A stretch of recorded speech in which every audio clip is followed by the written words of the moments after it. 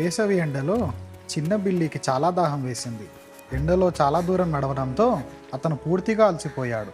కానీ ఆ రోజు బిల్లి చేసిన ఒక్క చిన్న తప్పు అతని జీవితాన్నే మార్చేసింది. అది ఒక వేసవి కాలం. ఆకాశంలో సూర్యుడు నిప్పులు చెరుగుతున్నాడు. భూమంతా వేడెక్కిపోయి ఆ గాలి కూడా వేడిగా తగులుతోంది.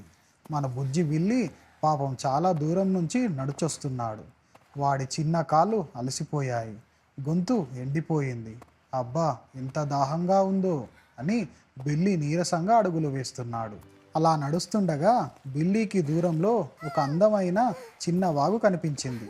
సూర్యకాంతిలో ఆ నీరు వజ్రంలా మెరుస్తుంది. అక్కడి నుంచి వీస్తున్న చల్లని గాలి తగలగానే బిల్లీ మనసు గెంతులేసింది. అమ్మయ్య, నీళ్లు దొరికాయి అని బిల్లీ సంతోషంతో పరిగెత్తాడు. బిల్లీ నీళ్లను ముట్టుకోబోతుంటే ఒక్కసారిగా వాడికి తన అమ్మ చెప్పిన మాట గుర్తుకొచ్చింది. బిల్లీ, నాన్న, ఎండలో తిరిగి వచ్చిన వెంటనే చల్లని నీళ్లు తాగకూడదు బాబు అని అమ్మ ఎప్పుడూ చెబుతూ ఉండేది. అమ్మ మాట గుర్తుకు వచ్చి బిల్లీ ఒక్క నిమిషం అలా ఆగిపోయాడు. కానీ బిల్లీకి దాహం చాలా ఎక్కువగా ఉంది. ఒక్కసారి తాగితే ఏమవుతుందిలే, అమ్మకి తెలియదు కదా అని అనుకున్నాడు. అమ్మ మాటను పక్కన పెట్టేసి గబగబా చల్లనీటిని కడుపు నిండా తాగేశాడు. ఆ క్షణానికి బిల్లీకి చాలా హాయిగా అనిపించింది. కానీ కాసేపటికే బిల్లీకి వింతగా అనిపించడం మొదలయ్యింది.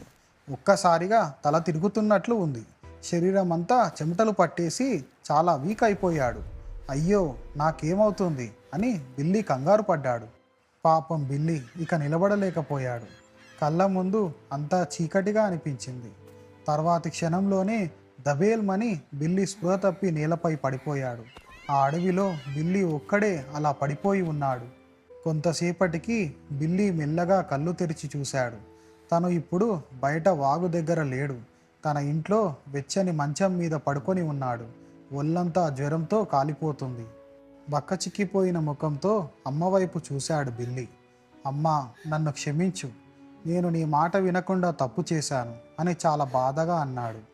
తన తప్పు ఏంటో బిల్లీకి ఇప్పుడు బాగా అర్థమైంది.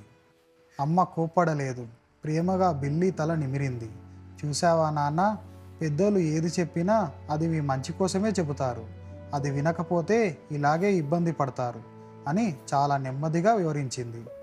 అమ్మ మాటలు వింటుంటే బిల్లీ కళ్ళల్లో నీళ్లు తిరిగాయి.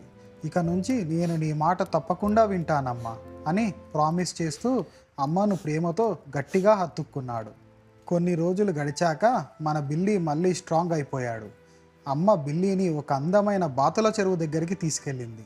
అక్కడ బాతులతో ఆడుకుంటూ బిల్లీ చాలా హ్యాపీగా గడిపాడు. కానీ ఇప్పుడు బిల్లీకి గుర్తుంది, ఏ పనైనా అమ్మని అడిగే చేయాలని. చూసారా ఫ్రెండ్స్, పెద్దలు చెప్పే మాటలు ఎప్పుడూ మన మంచి కోసమే ఉంటాయి. అందుకే అమ్మా నాన్నల మాటలు వినాలి. మీకు ఈ కథ నచ్చితే లైక్ చేయండి, షేర్ చేయండి. ఇంకా ఇలాంటి కథల కోసం మన ఛానల్ని సబ్స్క్రైబ్ చేయండి. బాయ్.